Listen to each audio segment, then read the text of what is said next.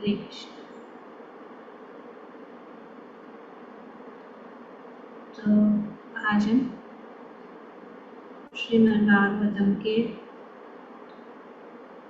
चौथे स्कंद के चौथे अध्याय के श्लोक संख्या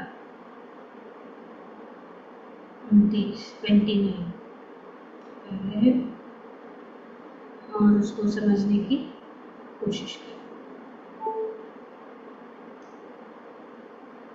तो सती ने अपने देह को त्याग दिया, अपनी योग शक्ति से अग्नि उत्पन्न करके उन्होंने अपने शरीर को त्याग दिया। और जब सती ने कोपवश अपने शरीर भस्म कर दिया तो समूचे ब्रह्मांड में घोर कोलाहल मच गया कि सर्वाधिक पूज्य देवता शिव की पत्नी सती ने इस प्रकार अपने शरीर क्यों छोड़ा। तो ये पिछले श्लोक में हमने पढ़ा, जिसकी चर्चा हो चुकी है और इसके साथ संबंधित है, ताकि हम जाने क्या हुआ था। तो ये आश्चर्यजनक बात है कि प्रजापति जब दक्ष, जो समस्त जीवात्मा का पालनहार, अपनी पुत्री सती के प्रति इतना निर्दय पूर्वक था कि उस परम साध्वी एवं महान आत्मा ने उनकी अपेक्षा के कारण अपना शरीर त्याग। तो यहाँ पे हम देखते हैं कि वे कितने क्रूर थे और वे इतने निरादर पूर्ण थे कि उन्होंने इतनी महान उनकी पुत्री, जो साध्वी थी और महान आत्मा थी, उनकी अपेक्षा, उनको निग्लेक्ट किया। उन्होंने एक शब्द भी नहीं बोला। उन्होंने इतना सारा समझाने की कोशिश की अपने पिता को, लेकिन उन्होंने सुना नहीं। ईर्ष्या और क्रोध ये इतना भयानक है कि वे अपनी बुद्धि को ढक देता है। कुछ सुनना, कुछ सुनना। और घमंड, अहंकार भी एक कारण है कि अगर हमें कुछ आदेश दिया जाता है तो हम सिखाने, अगर कोई हमारे से गलती हो और कोई हमें उस गलती को दिखाने के लिए कोशिश करता है या समझाने, दिखाना नहीं, दिखा क्या सकते, समझा सकते कि ऐसी बात नहीं है, बात ऐसी है, जो आप सोच रहे वो बात नहीं है। सती ने पूरी सभा में इतने सारे जो लोग थे,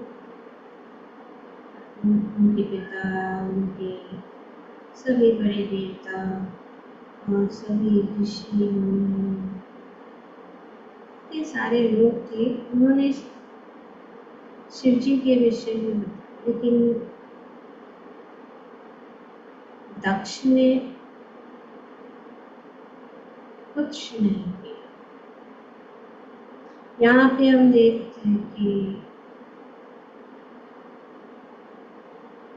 उन्होंने उनको क्या किया, अपेक्षा, निग्लेक्ट किया। ये कारण है कि उनको अपना शरीर को त्यागना पड़ा। तो ये बहुत ही आश्चर्य। और यहाँ पे दूसरी बात ये भी बताया गया है कि प्रजापति है। दक्ष कौन है? प्रजापति, जो समस्त जीवात्माओं का पालनहारा है।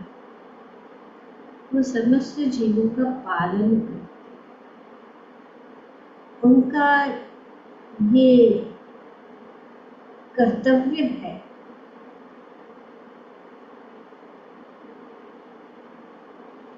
इसीलिए पूरा जो है पूरे ब्रह्मांड के विभिन्न लोकों में, देवताओं में कोलाहल मच गया।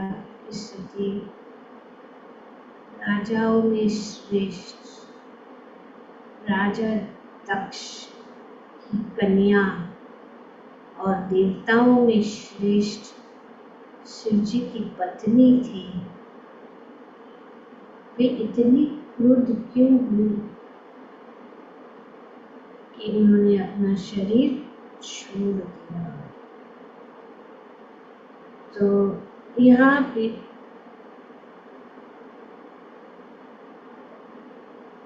इस श्लोक में ये शब्द इस्तेमाल किया जा रहा है, अनाथमय। अनाथमय आत्म्य का अर्थ है जैसे कि अनात्म्य और आत्म्य। अनात्मय और आत्मय का अर्थ यह है, आत्मय का अर्थ है आत्मा का जीवन।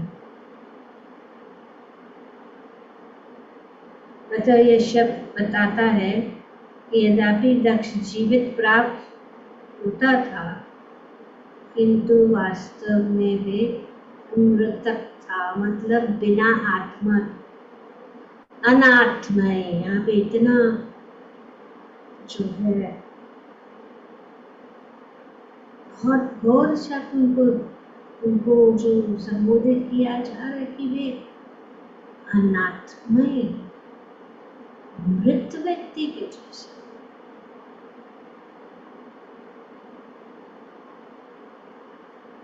क्योंकि आत्मय मतलब आत्मा का जीवन।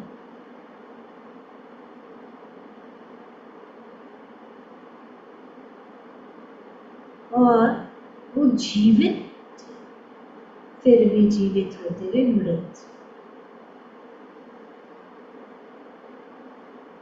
और उन्होंने अपनी निजी पुत्री सती की अपेक्षा, दक्ष का परम कर्तव्य था कि वह समस्त जीवात्माओं के पालन एवं सुविधाओं का ध्यान रखता, क्योंकि उसे प्रजापति का पद था, मतलब ध्यान रखना। अभी यहाँ पे इतनी बड़ी घटना बीत रही है और उन्होंने ध्यान नहीं किया, तो उसका क्या कारण है?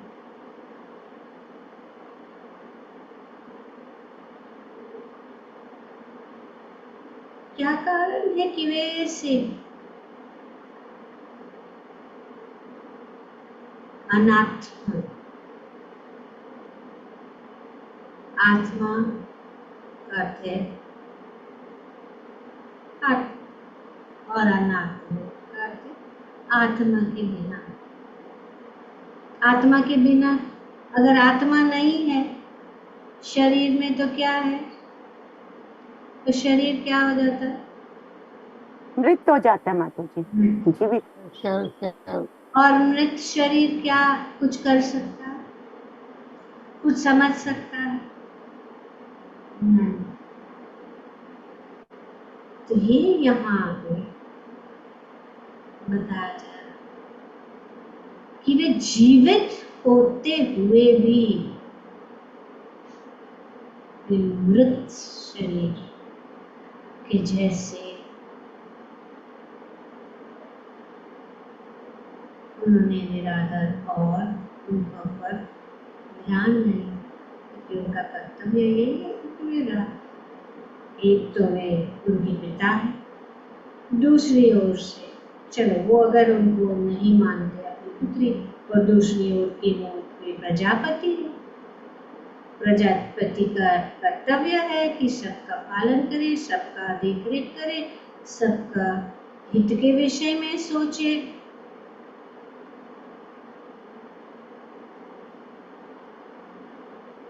सबका ध्यान रखना उनका कर्तव्य है। प्रजापति का ये पद, एक तो अपने पद से भी गिर गए, वे जो है अपराधी बन गए। अपराधी है अपने दामाद जो शिव जी,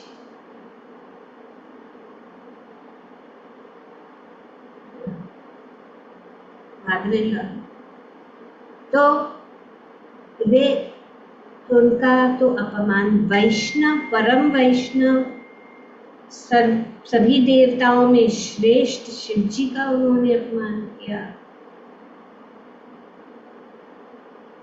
तो ऐसे ही अपने पद से, और अभी और अधिक नीचे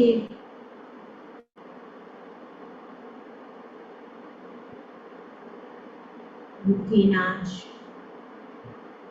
और फिर प्रनश्य जी।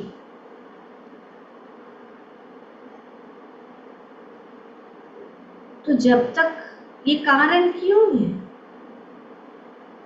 क्योंकि वे आत्मज्ञान नहीं, ज्ञानी होते हुए ऐसा नहीं है। प्रजापति का पद इतना ऊंचा है, वे आत्मज्ञान के विषय में जानते हैं, लेकिन अगर इतना भी ज्ञान क्यों न हो, इतना भी ऊंचा पद क्यों न हो हम प्राप्त करें, लेकिन अहंकार, ईर्ष्या, क्रोध, इन सब चीजों को ढक देता है। तो इसीलिए सावधान होना चाहिए। और जब हम इस जगत में बहुत सारा ऐश्वर्य,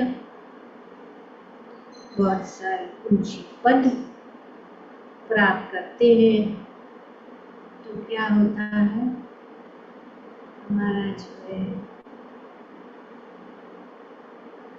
बुद्धि नष्ट हो जाती, और फिर अहंकार के वश सारे ज्ञान को हम भूल जाते, सब कुछ भूल जाते।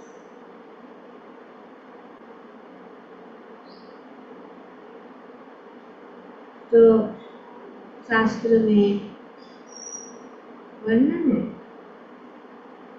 कि अगर हम आत्मज्ञान को नहीं प्राप्त करते तो ये जीवन जो है व्यर्थ है।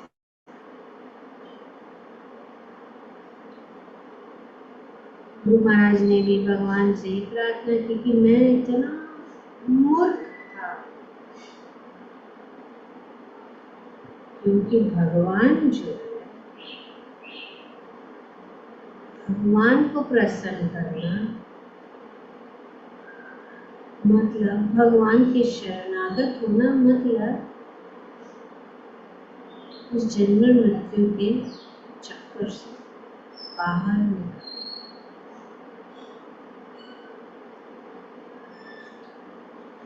तो ये अर्थ है। पर अगर हम, क्योंकि भगवान के शरण में जो रहता है, भगवान का भक्त जो बनता है, वो इन चीजों से ऊपर उठ जाता है। जो भगवान की शरणागत है, भगवान के भक्तों की शरणागत, इसीलिए हम चैतन्य चरितामृत में यही पढ़ रहे हैं कि भगवान का भक्त, गुरु, उनकी शरण में रहना बहुत जरूरी है। उनको अगर हम आध्यात्मिक प्रगति करना चाहते हैं, भगवान के प्रिय बनना चाहते हैं, भगवान के नजदीक जाना चाहते हैं, तो हमें भगवान के भक्तों के प्रति अपराध नहीं करना। और यहाँ पे दक्ष ने बड़ा अपराध किया। परम वैष्णव, तो इसीलिए भगवान अगर वर देते, इसलिए ध्रुव महाराज कहते कि मैं कितना मूर्ख था कि मैं भौतिक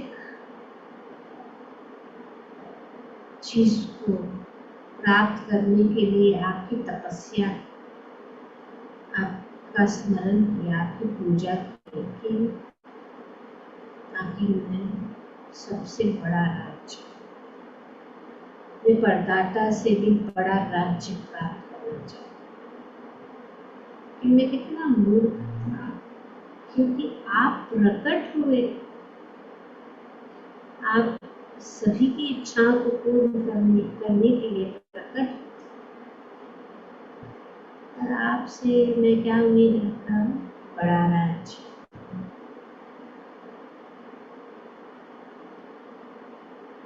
भगवान तो सबसे बड़ा वर अगर भगवान देते हैं कि हमें मृत्यु से पार करा सके, क्योंकि हरिम बिना न मृत्युम तरन्ति, कि भगवान हरि की आशीर्वाद, भगवान हरि को प्रसन्न किए बिना हम जन्म मृत्यु के चक्कर, ये इससे हम बच नहीं सकते। तो यहाँ से ही बात बताई जा रही है।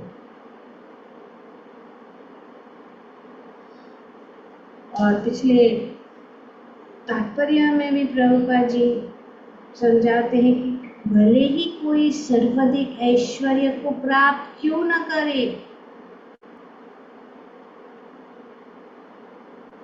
इतना भी इस जगत के सबसे महान बड़ा व्यक्ति को न, ये जग में सबसे बड़ा धनवान व्यक्ति क्यों न बने,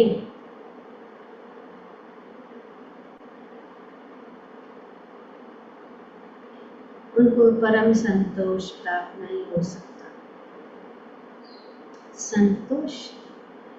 संतुष्टि नहीं है, क्योंकि इस भौतिक जगत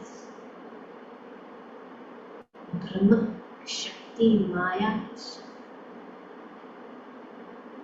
ज्यादा ज्यादा ज्यादा और अधिक और कोई अंत नहीं। जैसे हम कुछ प्राप्त करना चाहते हैं, उस चीज को प्राप्त करने के लिए हम बहुत कोशिश करते हैं, क्योंकि हमें वो चाहिए।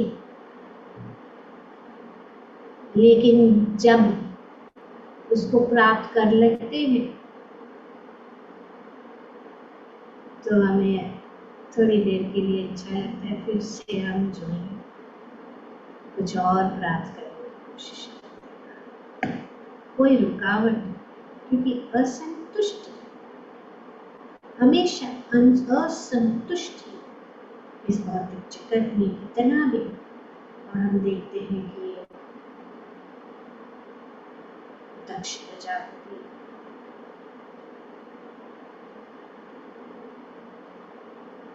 यहाँ पे ही उदाहरण है कि ऐसी कोई भी वस्तु नहीं थी जिसे सती अपने पिता या पति से संबंधित होने के कारण प्राप्त न कर सकती थी, किंतु तो भी किसी कारणवश वे असंतुष्ट, भौतिक असंतुष्ट थे। श्रीमद् भागवतम में बतलाया गया है कि मनुष्य को वास्तविक संतोष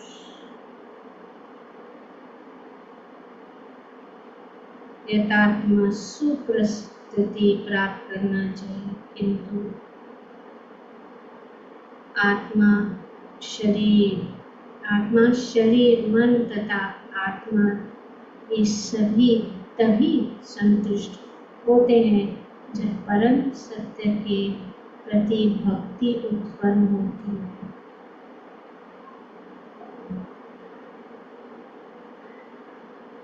जब हम भक्ति करेंगे वही हमें संतुष्टि अगर हम चाहते हैं तो एक ही मार्ग है, सब कुछ भूल जाना चाहिए। भक्ति मतलब श्री कृष्ण की भक्ति, कोई भी विधि की जरूरत नहीं है।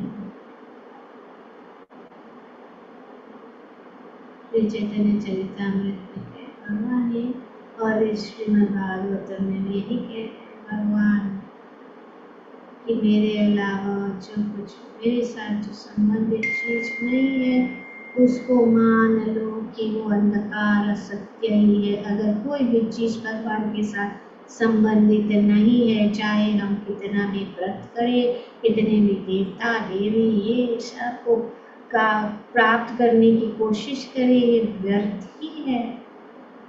ये एक प्रकार का अपराध है भगवान के श्री चरण कमलों में कि भगवान विराजमान है, भगवान का हम भक्त हैं, हम भगवान की सेवा करते हैं, भगवान का कीर्तन, भगवान का नाम, लेकिन हम अन्य देवी देवता और अन्य व्रत ये सब करने में अपना समय वेस्ट कर रहे हैं, और भगवान के भजन के लिए हमारे पास समय नहीं। ये दुर्भाग्य। नामकारी बहुधा निज सर्वशक्ति तत्र वितानियमिता स्मरणेन कालाविता शीतवतिका भगवान दुर्दैव। ये जानिनाम कोई अनुराग नहीं है, दुर्दैव दुर्भाग्य है कि मैंने अपनी सारी शक्ति मेरे नामों में डाली हुई है। भगवान और भगवान के नाम में कोई अंतर नहीं है। भगवान अपनी सारी शक्ति उनमें डाली है और उनको करने के लिए कोई नियम भी नहीं रखे हैं, पर हम दुर्भाग्य में कोई अनुराग नहीं है। हम सोचते हैं तप व्रत ये सब भारी भारी घोर तपस्या, देवी देवताओं की पूजा, इसके लिए भक्ति में आए तो उसको सब त्यागना जरूरी है। यह अज्ञानता कारण शास्त्र को हम जानते नहीं ये चीज, ऊपर से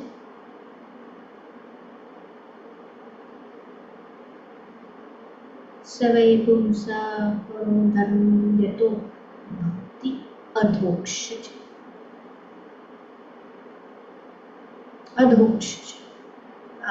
है परम सत्य। यदि कोई भगवान के प्रति ऐसा अटूट प्रेम उत्पन्न कर ले तो उसे पूर्ण संतोष प्राप्त हो सकता है, अन्यथा इस जगत में या अन्यथा संतोष कोई संभावना नहीं। It's very clear. कोई श्रीमद् भागवतम का प्रमाण कोई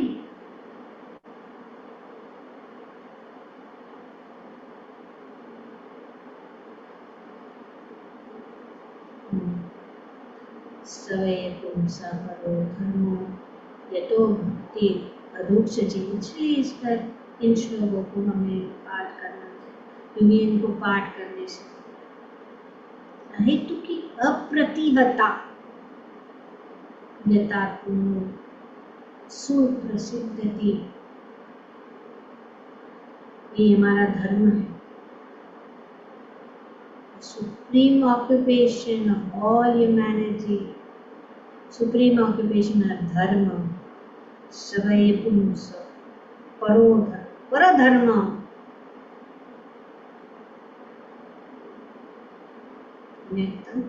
भक्ति अधोक्ष।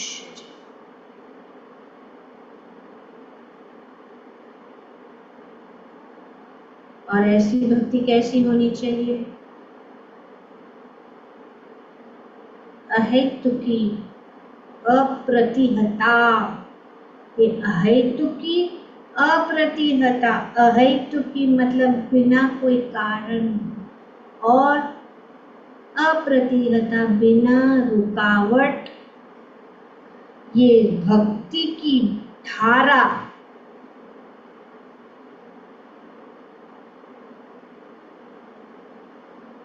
रहनी चाहिए। The supreme occupation of all humanity is that by which men can attain loving devotional service unto the transcendental Lord.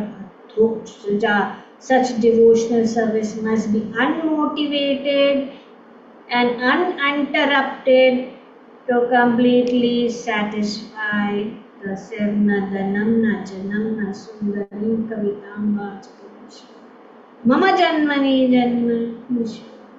भक्ति अहेतु की, तो ये भक्ति है, और यही एक मार्ग है संतोष का। नहीं तो ऐसा ही होगा जैसे हम देख रहे हैं यहाँ पे। दक्ष भी असंतोष है, सती भी असंतोष है, सब लोग असंतोष है, क्योंकि भगवान नहीं।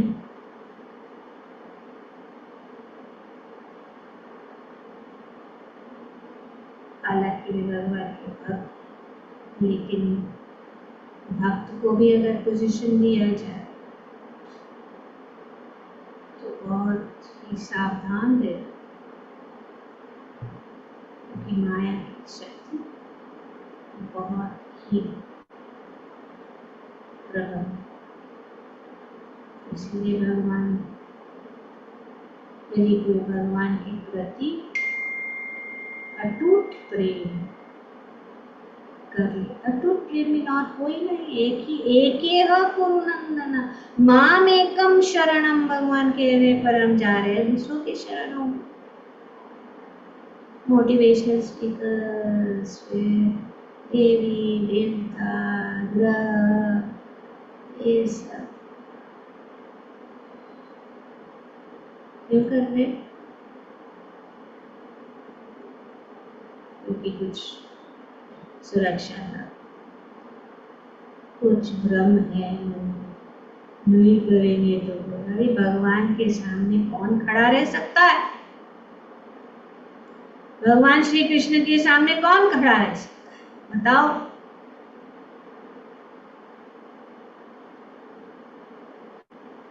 ये विश्वास नहीं है, क्योंकि शास्त्र को हम जानते हैं।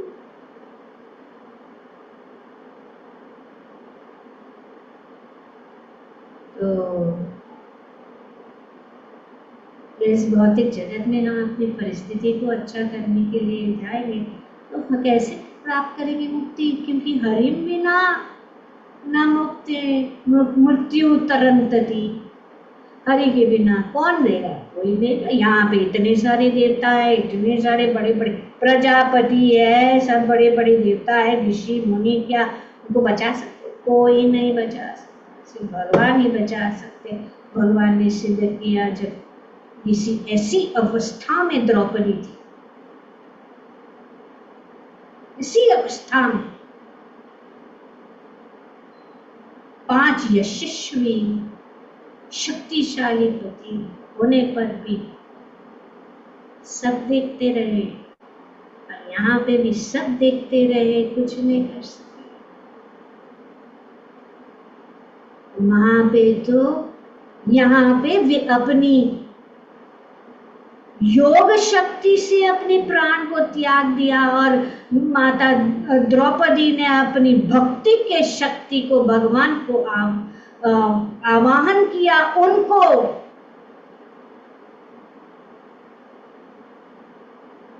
बुलाने का उन्होंने बात बना दिया, उनको आना ही पड़ा,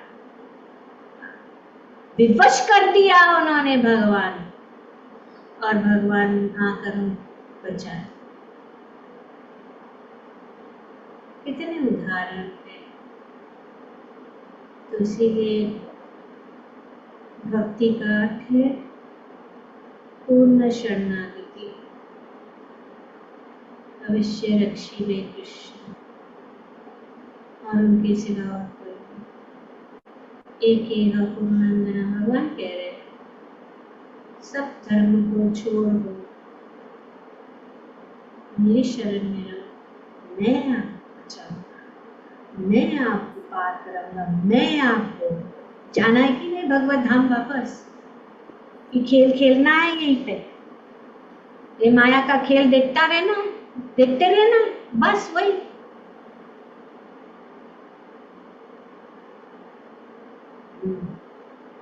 इसीलिए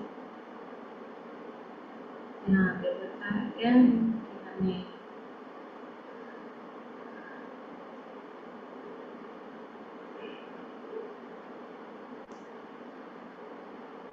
शक्तिशाली पति और पिता होने के कारण भी सती को इस हाल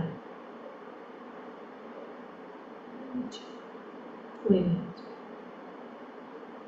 भगवान, इसलिए भगवान मुकुंद की शरण में जाना बहुत चाहिए। भगवान श्री कृष्ण परम सत्य है, और उनकी शरणागति इस जीवन का परम लक्ष्य हमें बनाना है। ग्रंथराज श्रीमद् भागवतम की जय। ओम तत्सत। Thank you very much. Hare Krishna.